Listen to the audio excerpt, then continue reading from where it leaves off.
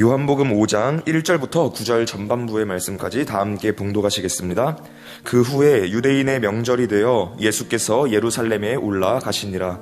예루살렘에 있는 양문 곁에 히브리 말로 베데스다라 하는 못이 있는데 거기 행각 5이 있고 그 안에 많은 병자, 맹인, 다리 저는 사람, 혈기 마른 사람들이 누워 물의 움직임을 기다리니 이는 천사가 가끔 못에 내려와 물을 움직이게 하는데 움직인 후에 먼저 들어가는 자는 어떤 병에 걸렸든지 낫게 되미러라. 거기 38에 된 병자가 있더라. 예수께서 그 누운 것을 보시고 병이 벌써 오래된 줄 아시고 이르시되 내가 낫고자 하느냐. 병자가 대답하되 주여 물이 움직일 때에 나를 못에 넣어주는 사람이 없어 내가 가는 동안에 다른 사람이 먼저 내려가나이다. 예수께서 이르시되 일어나 내 자리를 들고 걸어가라 하시니 그 사람이 곧 나아서 자리를 들고 걸어가니라. 아멘. 오늘은 이 말씀이 주는 영적인 메시지에 주목하고자 합니다.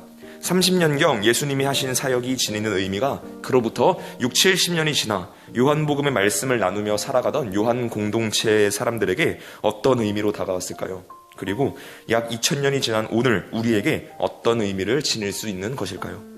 오늘 본문에는 38년간 몸이 아팠던 사람이 등장합니다. 이 사람의 상태를 보니 혼자서는 절대 걸을 수가 없는 사람입니다. 저는 오늘 이 부분을 여러분과 함께 주목하고 싶습니다. 38에 된 병자는 자기 혼자의 힘으로는 아무것도 할 수 없는 사람입니다. 그러나 비단 몸이 불편한 사람이기에 스스로 할 수 없는 것이 없다고만 단정 지을 수 없습니다. 몸은 멀쩡하더라도 마음과 영이 병들어 아무것도 하지 못하는 사람들도 많기 때문입니다. 또한 성경은 인간을 가리켜 스스로의 힘으로는 도저히 치유될 수 없는 죄에 빠진 존재라고 명시합니다. 그러나 인간은 스스로 모든 것을 할 수 있다고 믿으며 살아가는 존재이기도 합니다. 특히 의학, 과학, 기술이 고도로 발달한 현대 문명 사회를 살아가는 사람들은 무엇이든 다 할 수 있을 것만 같은 착각 속에 빠져 살아가기도 합니다. 그러나 이것은 어디까지나 교만한 마음이며 착각일 뿐입니다.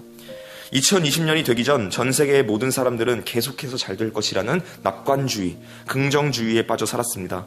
여행, 관광에 종사하는 사람들은 전 세계가 마음만 먹으면 어디든 하루 만에 갈 수 있음을 계속해서 강조하며 잘 될 것이라는 낙관론적인 마음을 가지고 더 많은 돈을 투자했습니다. 그러나 작디 작은 코로나19라는 바이러스 하나에 가까운 나라라 하더라도 자유롭게 갈 수 없게 되었습니다. 고도로 발달한 과학, 의학, 기술로도 코로나19 바이러스의 전파를 막을 수 없었을 뿐만 아니라 근본적인 원인조차 파악하지 못하고 있습니다.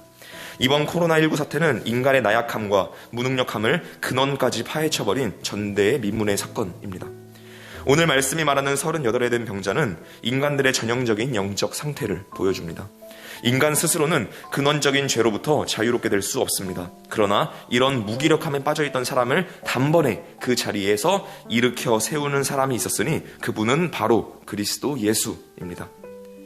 오직 예수의 말씀만이 38년으로 대표되는 긴 세월 동안 무기력함 속에 빠져 살아가던 한 사람을 일으켜 세울 수 있었습니다.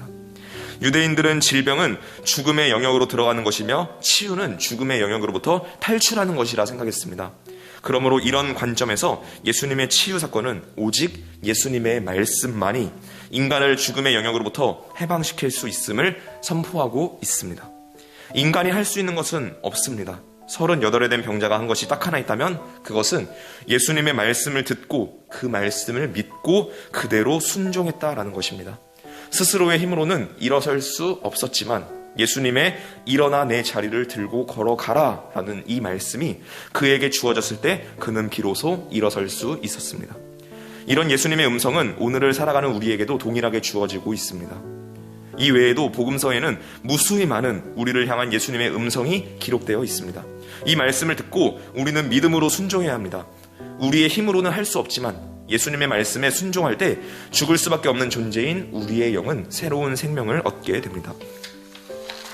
예수님의 음성에 귀 기울이고 그 음성에 따라 믿음으로 응답하며 살아갈 때 우리 안에서는 날마다 새로운 생명이 주어지는 새로운 창조가 일어나게 됩니다.